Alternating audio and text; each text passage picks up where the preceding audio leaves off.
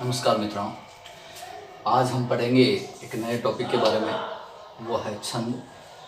इससे पहले हमने जो टॉपिक पढ़े थे वो 8वीं 9वीं 10वीं में आते हैं, लेकिन ये जो छंद टॉपिक है एक नया टॉपिक है 10वीं क्लास के हिसाब से। ये 11वीं 12वीं में आता है, लेकिन हम श्लोक जो होते हैं वो शुरू से पढ़ते हैं, तो श्लोक भी छंद का ही एक भाग है, छंद में आएगा, वो भी हम पढ़ेंगे। तो सबसे पहले देखिए, छंद कहते किसे हैं? नियत वर्ण या नियत मात्राओं का जो समूह होता है, जो नियमबद्ध होता है, मात्रा या फिर वर्ण, और वो होना कैसे चाहिए? नियमबद्ध होना चाहिए। ऐसे वाक्य को या वाक्य के समूह को हम छंद कहते हैं। अच्छा, छंद शब्द बना कैसे है? छदी धातु, जिसका अर्थ होता है आच्छादन या आवरण, इसका पूछा गया है इसलिए ध्यान दें। छदी धातु का मतलब होता है आवरण या आच्छादन, और इसमें असून प्रत्यय जब मिलता है तो छंद शब्द का निर्माण होता है। पाणिनीय शिक्षा में छंद को वेद पुरुष का पांव कहा गया है। वेद रूपी पुरुष का पांव कहा गया है। ये लाइन अगर आ जाती है, छंद पादो तु वेदस्य, छंद को पांव कहा गया है वेद रूपी पुरुष का। वेद पुरुष का पांव कहा गया है। किसमें कहा गया है? पाणिनीय शिक्षा में। इसको ध्यान दें, पाणिनीय शिक्षा। अच्छा, यास्क मुनि जो है उन्होंने एक परिभाषा दी है, छंदो छंदात। अगर ये परिभाषा आती है तो सीधा सीधा यास्क मुनि याद रखना है। अच्छा, छंद शास्त्र के प्रणेता कौन है? आचार्य पिंगल मुनि छंद शास्त्र के प्रणेता है। ये इसके कुछ फैक्ट हैं मुख्य मुख्य, तो ये आप याद करें। अब मात्रा का देखिए, एक मात्रो भवेद ह्रस्व, द्विमात्रो दीर्घ उच्यते, त्रिमात्रिको प्लुतो व्ययो, व्यंजनम च अर्धमात्रिकम। एक मात्रा लगती है ह्रस्व के लिए। ह्रस्व के लिए कौन सी मात्रा लगती है? एक मात्रा, जो हमने पहले वर्णमाला में पढ़ा है। द्विमात्रा दीर्घ उच्यते, और दो मात्रा वाला दीर्घ कहलाता है। दीर्घ के लिए किसका प्रयोग होता है? इसका। छंद में ये दो ही मात्रा का प्रयोग होगा। स्वर के ऊपर जो ह्रस्व स्वर होते हैं अ, ई, उ, री, री, इनके ऊपर ऐसी, और जो दीर्घ स्वर होते हैं 8 जो हमने पढ़े वर्णमाला में, आ, ई, उ, री, ए, आई, ओ, अब, उनके साथ इस मात्रा का प्रयोग होगा। अब आगे ये कहता है त्रिमात्रिको प्लुतो। प्लुत की मात्रा जो होती है ये मात्रा होती है, और व्यंजन की कैसी मात्रा होती है? अर्ध मात्रा होती है। होती नहीं है कहने का मतलब, ये तो केवल याद रखना है। व्यंजन च अर्धमात्रिकम, व्यंजन आदि मात्रा वाला होता है। अपने को जो छंद में प्रयोग करने हैं वो ये है ह्रस्व और दीर्घ। देखेंगे आगे।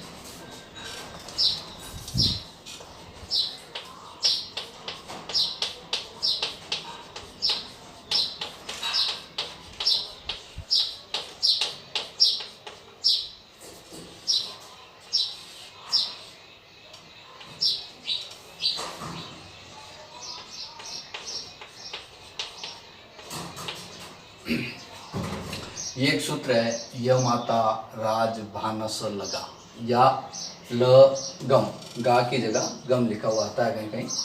हिंदी का भी यही सूत्र है, य माता राज भानस लगा, या य माता राज भानस लगम। अब देखिए, ये जो सूत्र है, ये सूत्र किसका है? गण व गण स्वरूप जानने का सूत्र।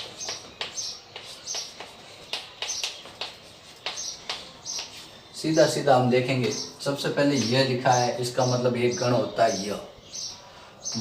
मा लिखा है मगण, ता लिखा है तगण, रा लिखा है रगण, ज लिखा है जगण, बा लिखा है बगण, न लिखा है नगण, स लिखा है सगण। 8 गण होते हैं। कितने गण होते हैं? 8 गण होते हैं। पहला देखिए,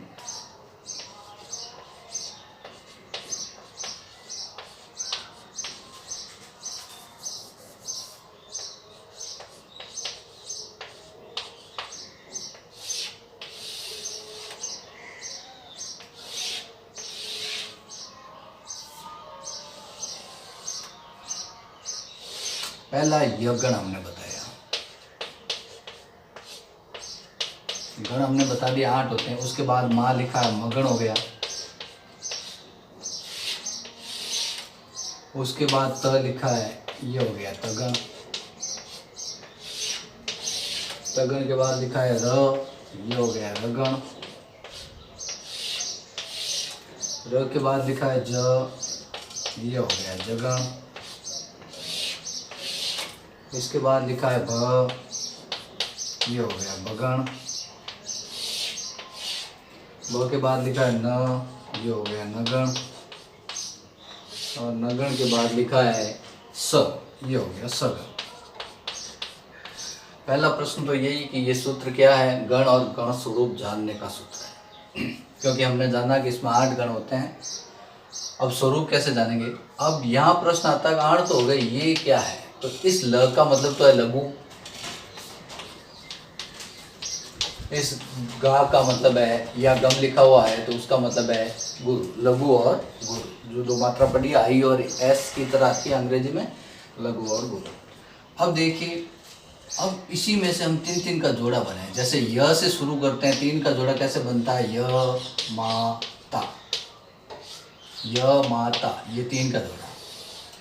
फिर म से मगण, म से शुरू करते हैं, 3 का जोड़ा बनाएंगे, मा ता रा।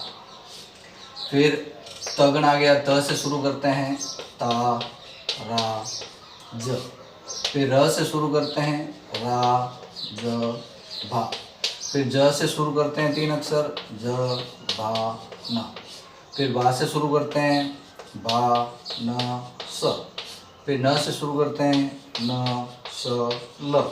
और फिर स से शुरू करते हैं, स ल ग। अब या तो यह मात्रा लगाए या यह मात्रा लगाते हैं। देखिए, सबसे पहले य पर कैसी मात्रा आएगी, आई। अस्वर है, अस्वर है, लघु स्वर है, आई की मात्रा आएगी। माँ देखो दीर्घ है, आ की, आ स्वर आ, ता दीर्घ, रा दीर्घ, ज लघु, आ स्वर है दीर्घ, न स्वर है, अस्वर है, इसमें भी अ है, इसमें भी अ है, इसमें आ है। तो हमने अ और आ के हिसाब से इसमें मात्रा लगाई। अब देखिए, य माता, तो यहाँ आगे 3 देख लीजिए, ISS, ये 3 आ गए। उसी प्रकार माता रा, देखो सब में आ स्वर है, ये आ गए। इसमें भी आ, इसमें भी आ, तो ये 2 तो आ गए, 1 अ, ये आ गई लघु। इसमें देखिए, इधर दीर्घ आएगी, इधर लघु आएगी, इधर दीर्घ आएगी। इसमें देखिए ज अ है, इसमें आ है, इसमें अ है। बा में आ स्वर है और इन दोनों में अ स्वर है। यहाँ तीनों में अ स्वर है। और यहाँ देखिए अ और आ। हम इनको देखेंगे, ये चिन्ह है,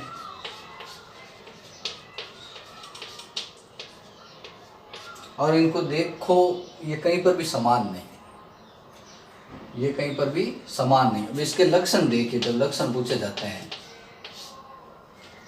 लक्षण देखिए, जो पहले आदि, मध्य, अंत। पहले वाले को आदि कहेंगे, बीच वाले को मध्य कहेंगे, और इसको अंत कहेंगे। आदि, मध्य, अंत। अब इसका हम लक्षण करते हैं।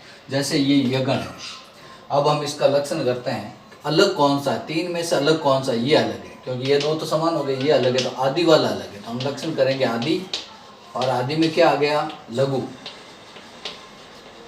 आदि लघु। ये किसका लक्षण हो जाएगा, यगण। अब इसमें देखिए तीनों ही बराबर है, तो हम किसी को अलग नहीं कर सकते। इसको हम लिखेंगे त्रि गुरु, त्रि गुरु। इसमें देखिए तगण में, अगर त्रिगुरु पूछ ले तो मगण लिखना है। अब देखिए तगण, तगण में हम देखेंगे ये 2 समान है, ये अलग है, अलग है जिसका लिखना है अंत लघु, अंत में लघु है। अब यहाँ देखिए ये और ये सेम है, बीच वाला अलग है, मध्य लघु। फिर देखिए ये दोनों सेम है, ये बीच वाला अलग है, मध्य गुरु। फिर देखिए इसमें ये दोनों सेम है, ये अलग है, तो इसको क्या लिखेंगे, आदि गुरु। फिर देखिए तीनों ही एक जैसे हैं, त्रि लघु, यहाँ आया त्रि गुरु म गण में, यहाँ आया त्रि लघु न गण में, और ये आ गया, ये अलग है अंत। 8 में से कोई भी ऐसा लक्षण नहीं है जो 2 बार आया है, सभी लक्षण अपने हिसाब से सही है। और इनको सीधा यहाँ से भी देख सकते हैं। अगर ये कह दे त्रि गुरु, तो 3 लगातार गुरु कहाँ आ रहे हैं, यहाँ आ रहे हैं 3 लगातार गुरु, तो शुरू कहाँ से हुआ, म से शुरू हुआ, माँ से, तो मगण है। त्रि लघु, 3 लगातार लघु कहाँ आ रहे हैं, यहाँ आ रहे हैं 3 लगातार लघु, कौन सा गण हो गया, शुरू कहाँ से हो रहा है, न से शुरू। ऐसे हम सबकी पहचान ऊपर से भी कर सकते हैं। तो ये था गण और गण स्वरूप जानने का सूत्र। गण कितने होते हैं, 8।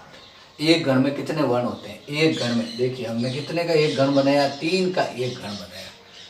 यह गण बना तो कितने अक्षरों का बना, कितने वर्णों का बना, 3 का। तो ध्यान रखना है गण, एक गण में कितने वर्ण होते हैं, कितने वर्ण होते हैं, तो अपने को लिखना है 3, और गण कितने होते हैं, तब अपना उत्तर होगा 8। तो देखिए कुछ जब हम छंद के लक्षण देखेंगे तो वहाँ पता चलेगा छंद में प्रयुक्त शब्दों से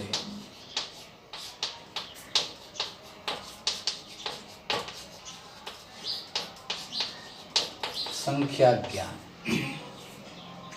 अगर जैसे कहीं पर चंद्रमा आ जाता है, पृथ्वी आ जाती है, तो हम उसको मानेंगे 1 लिखा हुआ है। बताएंगे आपको जब लक्षण आएंगे।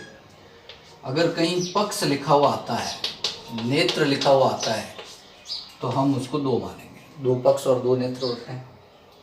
अगर कहीं गुण लिखा हुआ आता है, कहीं देव लिखा हुआ आता है, कहीं राम लिखा हुआ आता है, हम उसको मानेंगे 3। कहीं वर्ण लिखा हुआ आता है, 4 वर्ण होते हैं। वेद लिखा हुआ आता है, पुरुषार्थ लिखा हुआ आता है, अम्बुधि लिखा हुआ आता है। हमें ये याद रखना है, इसको मानेंगे हम 4। ये बाकी के आते नहीं है, केवल दिए हुए हैं, लेकिन ये आता है इसलिए इसको याद रखना है, अम्बुधि। 5 के लिए कौन कौन से शब्द आते हैं, भूत आते हैं, पंचभूत, पंच तत्व आते हैं। जब रस आता है, इसको हम लिखेंगे 6। ऋतु भी 6 होती है, तो भी 6 होते हैं। 5 में इंद्रिया भी होती है, लेकिन जो राइट का निशान लगा है, एक अम्बुधि याद रखना है 4, एक रस याद रखना है 6। देखिए इसको, अम्बुधि याद रखना है 4, अम्बुधि का मतलब, और रस का मतलब 6।